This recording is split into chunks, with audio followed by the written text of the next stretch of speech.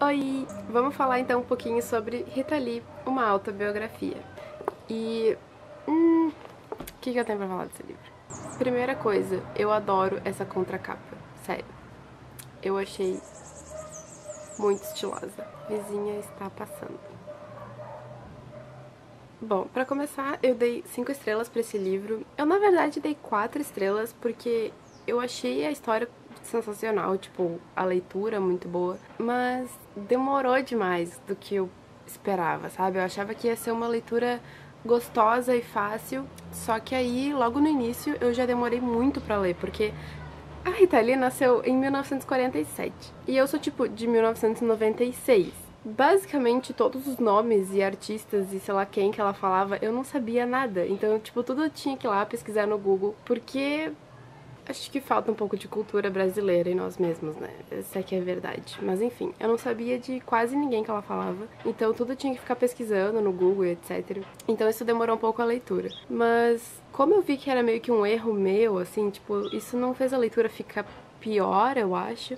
Então eu voltei atrás e dei 5 estrelas. Porque esse livro, sério, vale muito. No início eu tava um pouco frustrada porque quando ela começou a carreira dela de verdade, assim, como uma artista um pouco mais séria, ela falava de vez em quando sobre censura e tal, mas ela não falava muito sobre ditadura nem nada do tipo. E aí eu fiquei meio, será que ela tipo, só passou reto pela ditadura, não afetou nada? Ou ela só não tá afim de falar sobre isso, sabe? E, na verdade, eu acho que naquela época, que ela, pelo menos no início da história, da carreira, ela só não tava falando porque, não sei, talvez porque não tava afetando realmente muita coisa. Até porque ela tinha, tipo, contatos políticos ou algo do tipo que ajudava um pouco a vida deles, né, dos mutantes e tal naquela época. Mas aí depois, como a história foi progredindo, realmente deu pra ver a influência da ditadura na vida dela, na carreira dela. Nas músicas, imagina, muita música que ela fez foi censurada. Quanta música da Rita Lee a gente deixou de ouvir, deixou de ser, sabe, deixou de existir por causa da censura da ditadura, sabe? E, bom, fora isso, a escrita é completamente original, é muito gostoso de ler, é do jeito dela. Eu acho que alguém que estiver lendo não sabe completamente nada de inglês e de expressões em inglês, talvez vá dar um pouquinho de trabalho pesquisando isso, tipo, no tradutor ou algo assim. Mas fora isso, sério, algumas frases que aparecem ali, eles traduzem num rodapé, então é bem tranquilo. Eu acho que dá pra acompanhar a leitura normal, assim. Mas fora isso, ela usa muitas expressões de outras línguas, não só o inglês, assim, tipo, como espanhol, francês, tipo, é muito engraçado, é muito bom. É muito original, é uma escrita muito original e é sério, é muito a cara dela, assim. Tu vai lendo e parece que ela tá te contando ali uma história, nada muito, tipo, realmente uma escrita, tem que ser toda cheia de dicionários e não sei o que. Eu não sei o que isso quis dizer, mas vocês entenderam, eu acho. Ela conta várias coisas bem, assim, não é um livro muito longo, sabe? Não tem nem 300 páginas. Mesmo assim, ela conseguiu contar bastante detalhes. A gente conhece a vida dela desde a infância, desde a primeira casa dela, lá da infância e tudo.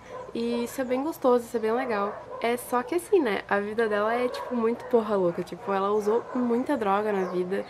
Muita do que ela fez na vida ela não lembra. Ela viajou pra Londres uma época e morou em Londres e ela nem lembra direito o que ela fez lá. E foi na juventude dela, sabe? Por volta dos 20 e poucos anos. Então, como é que tu não lembra dessa parte da tua vida, sabe? Isso é uma coisa que não entra na minha cabeça. Eu acho que eu comentei no Goodreads, numa das atualizações de leitura, eu acho que o meu posicionamento, né, sobre drogas e tal, eu acho que continua o mesmo depois de ler, depois de ler esse livro. Tipo, quer usar? Quer ser porra louca da vida, entendeu?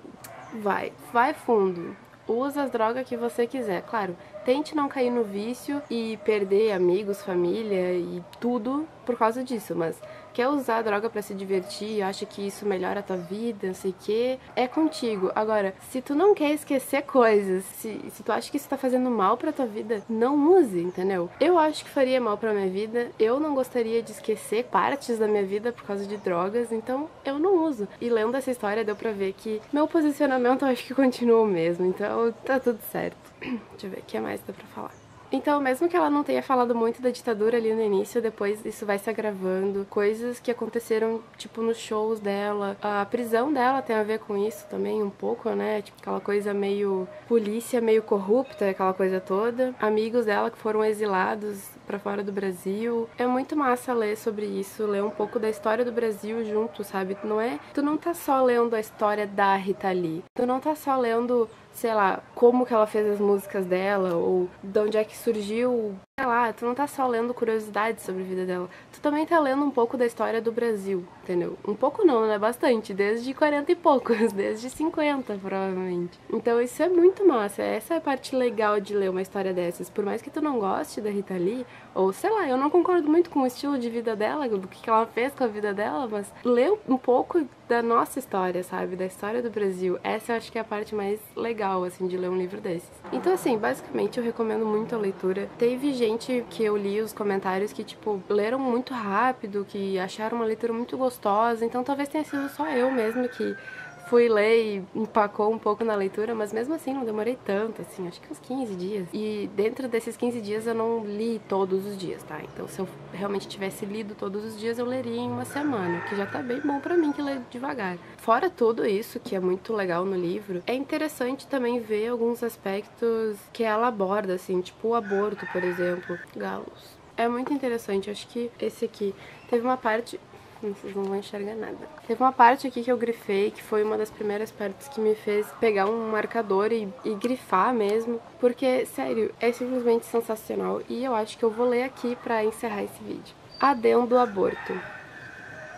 Nenhuma mulher faz aborto sorrindo. Cabe a elas, e somente a elas, a decisão de interromper uma gravidez, assim como de segurar sozinhas as consequências moral, espiritual e osquimbal. Me refiro ao sagrado feminino, de nós meninas que temos um buraco a mais no corpo para administrar, do nosso universo complexo demais para machos religiosos e políticos meterem o bico, esses para os quais prevalecem mais o direito do feto, que ainda nem nasceu, ao da mãe, que não deseja pari-lo por motivos que não nos cabe julgar, psicológicos, econômicos, neurológicos, até mesmo espirituais. Aborto não é uma mutilação no corpo da mulher. Há em suas entranhas um ser indesejado, advindo de estupro, acefalia e de tantas deformações irreversíveis já detectadas nas primeiras semanas de gestação. Parir e abandonar o bebezinho numa lata de lixo é criminoso. Parir e pôr para adoção é irresponsavelmente confortável. Parir e criar em condições subhumanas é indigno. Parir para ganhar Bolsa Família é humilhante.